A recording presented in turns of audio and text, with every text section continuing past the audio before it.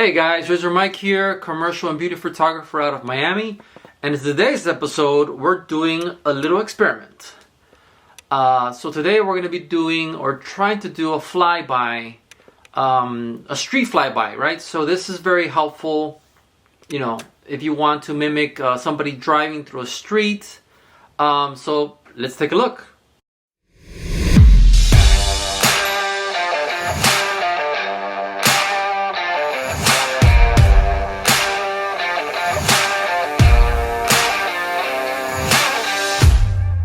So hey guys, welcome back. So today it was more of an experiment episode where we're trying to recreate somebody, this could be something in your film that you're doing, or you're just kind of mimicking somebody driving down, let's say, a neighborhood, right? So it could take place, the first camera shows, your talent getting into a car, and then basically, starting the car and going forward.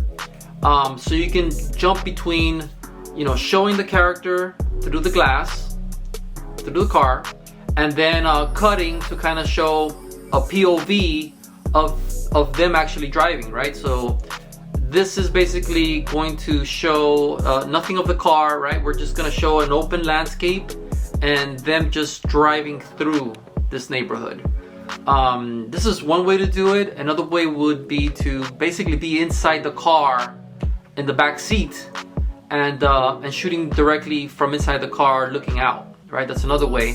The problem with this one is that you're gonna have a huge difference in lighting, as far as the inside of the car is gonna be dark and the outside obviously is gonna be, assuming you're shooting in the day, you're gonna have a very, very lit scene, which there could be a huge contrast there, and that could be good depending on what you're trying to achieve.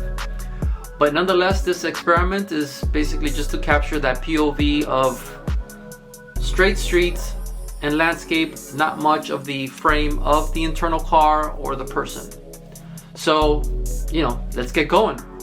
So first you'll notice here that I kind of equipped, I'm kind of showing a little bit of what I have equipped, which is, I had the strap around the camera, and I thought that maybe with the stabilization from the lens and the camera would be enough to give me a nice steady shot cruising through on my electric scooter. So we're gonna see what happens there. Here we go. Here I'm going a little faster. Let's see if a little faster gives me a better effect.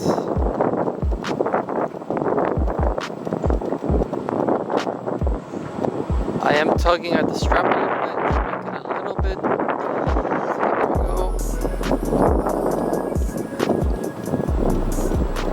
Tugging on the strap a little bit.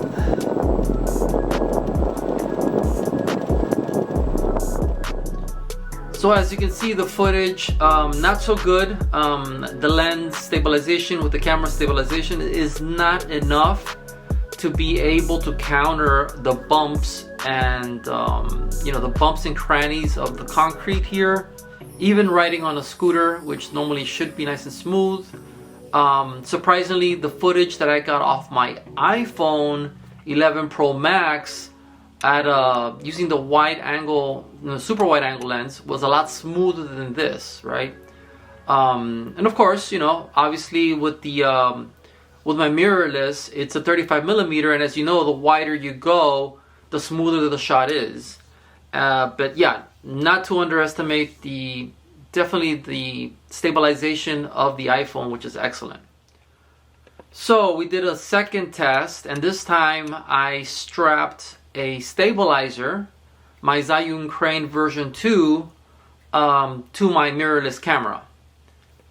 Obviously, and with the gimbal, I can go a little faster even.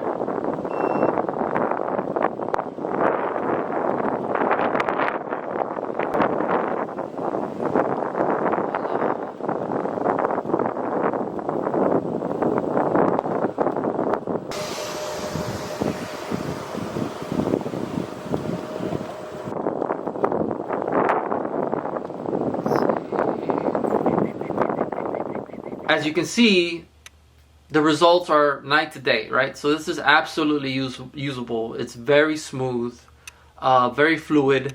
Of course, the disadvantage here is that I basically have a stabilizer around my neck. I have to use one hand to stabilize the shot and use the other hand to steer the scooter. In conclusion, yes, definitely you do need a stabilizer to do these type of shots.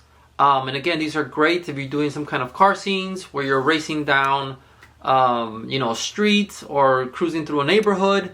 This is great also for like real estate videos if you're trying to show the neighborhood of this particular piece of property. In films, obviously, if you're trying to show a character driving through a particular neighborhood of some sort. Right. So thank you for tuning in. I hope this was useful and gets your creative juices going on how, and what you can apply this to. I'm Razor Mike. Don't forget to subscribe, and I'll catch you later.